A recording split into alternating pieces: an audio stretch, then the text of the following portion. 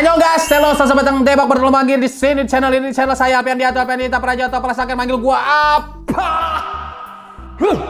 Karena satpam komplek gua masih pada nanyain tuh, Alpi, kira-kira bakal ada part 2 gak nih yang video kasusnya Garam? Jadinya langsung aja gue bikin video keduanya hari ini. Kembali lagi di Bahas Sotoy, di mana di sini saya akan membahas segala hal yang sedang trending di dunia K-pop, di mana kasusnya itu pasti gede, itu pasti akan saya bahas. Tidak perlu banyak data, cukup lihat berita lalu nyalakan kamera karena ini adalah bahas.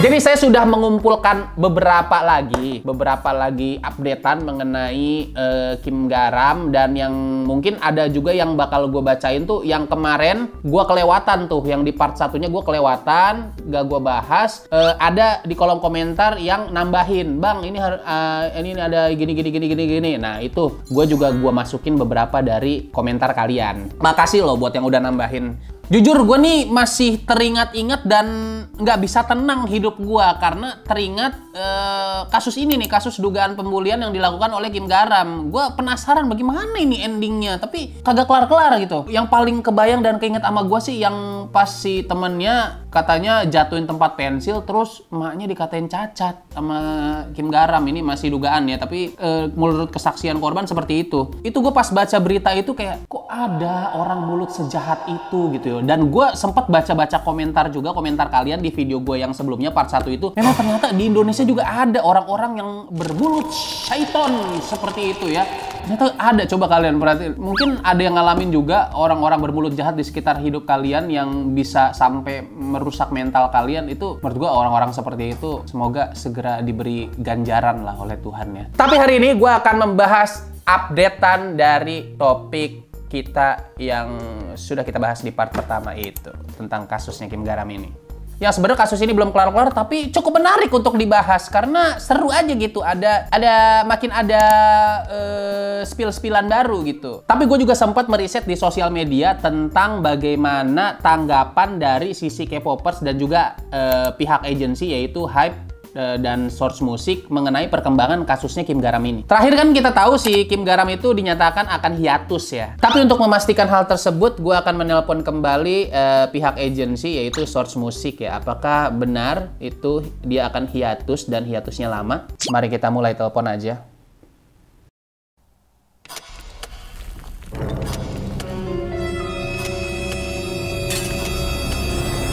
Lah. Nggak gini maksud saya loh. Kok ini sampai sayanya yang terbalik begini? Astagfirullah. Halo, ya saya dengan Alpiandi. Saya ingin menanyakan kepada agensi Anda nih, apakah benar artis Anda yaitu Kim Garam Kehidupan akan hiatus lama?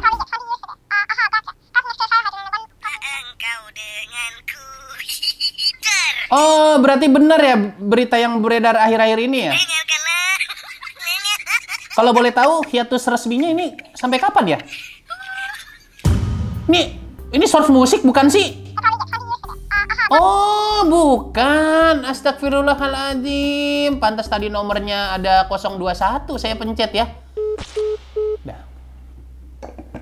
Tapi ya udahlah ya, gue bakal pakai sedikit data-data yang gue pakai aja karena pihak Source Music dari kemarin gue kagak berhasil mulu dari part 1 menghubungi Source Music. Source Music susah banget lo dihubungin. Dan sebelum mulai seperti biasa, kalau ada lubang-lubang di cerita gue ini, ada yang menurut kalian perlu ditambahin, silahkan kalian tulis di kolom komentar. Karena kan saya slogannya Bahas Sotoy tidak perlu banyak data, cukup lihat berita. Jadi sebenarnya data-data yang saya kumpulin juga kayaknya nggak lengkap-lengkap amat gitu ya. Dan juga mayoritas berdasarkan kesotoyan. Jadi silahkan tulis di kolom komentar kalau ada yang kurang-kurang ya. Dari beberapa sumber katanya Kim Garam ini mulai hiatusnya dari 20 Mei katanya 2022. Tapi yang gue lihat sih di berita-berita sosial media, si Hype ini atau Source Music tidak ada tanda-tanda untuk mau mengeluarkan si Kim Garam dari grupnya. Padahal netizen udah banyak banget tuh yang menuntut ada hashtag Garam out kan. Gue jadi berpikir, kenapa ya?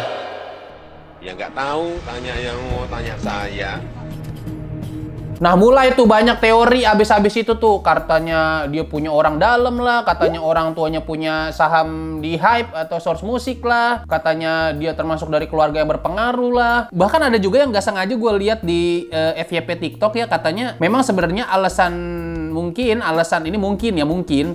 si Kim Garam ini nggak dikeluarkan karena si Source Music ini udah terlanjur teken kontrak sama beberapa brand dengan formasi member 6 gitu ya. Jadi ketika mereka harus mengeluarkan satu, maka mungkin mereka harus membayar penalti yang besar gitu ya nilainya. Dan sementara mereka baru debutin Les Seraphim juga ngeluarin duit banyak. Mungkin mereka kayak, anjir gue udah ngeluarin duit banyak, masa nanti ketika gue ngeluarin member satu, itu kan melanggar kontrak sama brand-brand kan. Karena Les Seraphim kan sekalinya debut dulu langsung blow up-nya gila banget, langsung terkenal dah, langsung hype-nya langsung tinggi banget gitu. Makanya mungkin karena mereka takut sama pelanggaran kontrak di brand yang udah mereka setuju untuk kerjasama, itu mereka males gitu karena udah ngeluarin debut Les Seraphim aja banyak keluar duitnya, udah gitu harus bayar penalti gara-gara brand kecewa, gara-gara satu member nggak bisa ikut. Itu gue juga jujur kalau gue jadi pihak agensi Source Music sih gue males, karena gue harus ngeluarin budget yang gede 2 kali gitu. Dapat duit kagak, nombok iya gitu. Masa lu kerja sama brand, bukannya lu dibayar sama brand tapi lu yang bayar brand gara-gara kena penalti, kan nggak lucu gitu. Mungkin itu kali, mungkin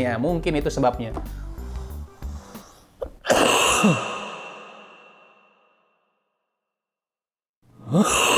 Tapi ada juga gue lihat komentar-komentar netizen di platform sosial media, katanya ini kalau Garam gak dikeluarin ini bisa mendistrak karirnya Les Seraphim nantinya gitu. Tapi gue juga rada-rada setuju sih, karena menurut gue kalau nggak jelas gini juga jadinya apa gitu, statusnya apa. Kalau mau keluar, kalau enggak gitu. Mending enggak sih? Mending kayak gitu, kayak keluar. Enggak, jangan tidak jelas seperti ini gitu. Jadinya nanti memicu peperangan antara para stan OT6 sama OT5.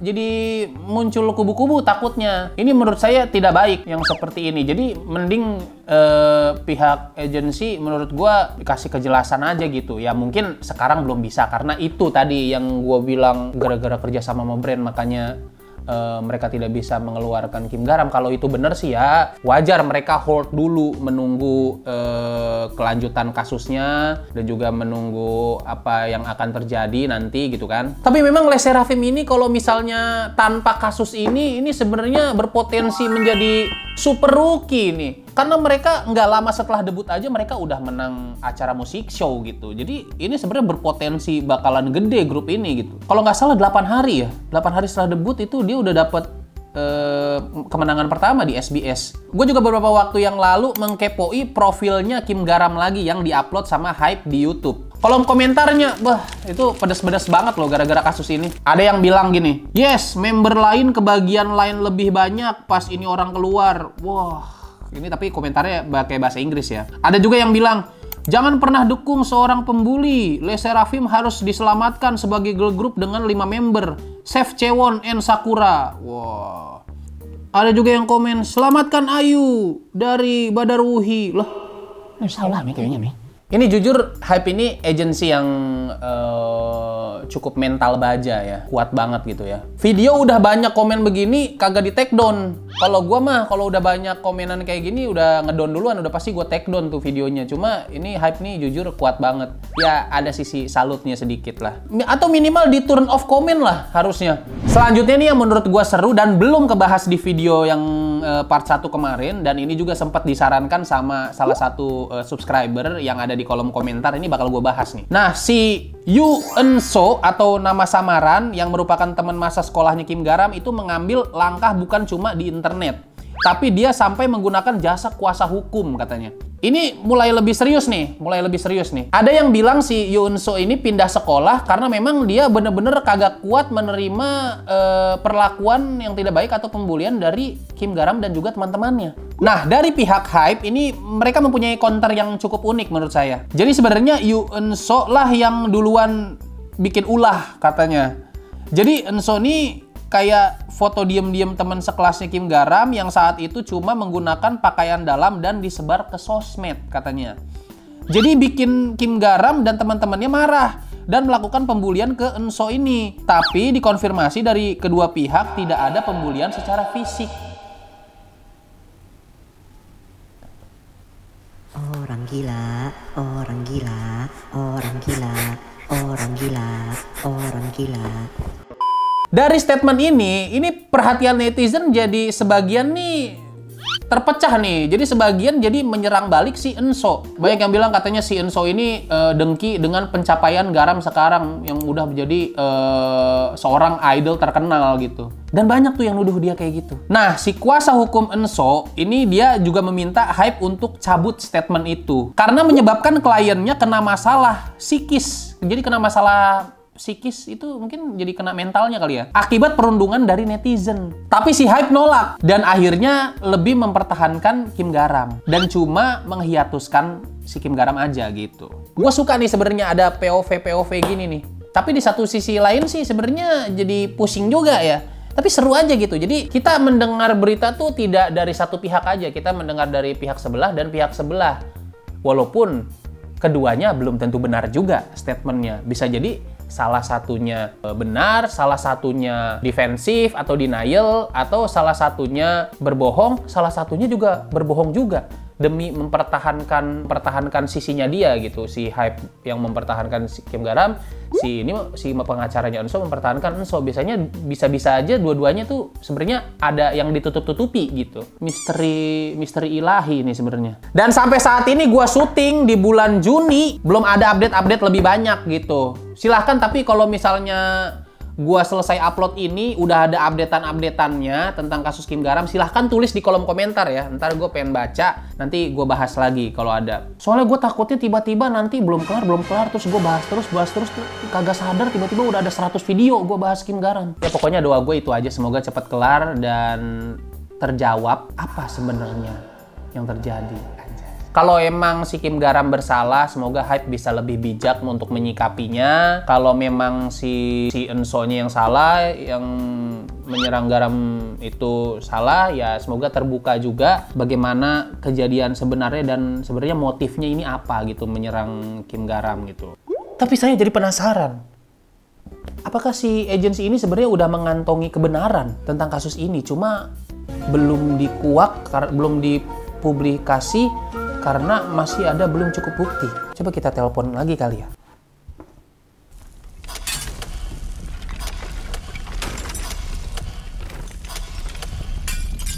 Oke lah, itu aja dari gua. Kurang lebihnya mohon maaf. Jangan lupa kita ayo diskusi di kolom komentar. Gue juga pengen baca. Kalau ada updatean terbaru, jangan lupa dikabarin ke gue juga. Boleh lewat lewat komentar aja sih daripada lewat DM. Kalau lewat DM takutnya tenggelam ya kalau lewat DM Instagram. Jadi lewat kolom komentar aja. Nanti gue baca-baca. Kalau misalnya ada update, gue bikin lagi videonya. Sampai bertemu di Bahas Sotoy selanjutnya.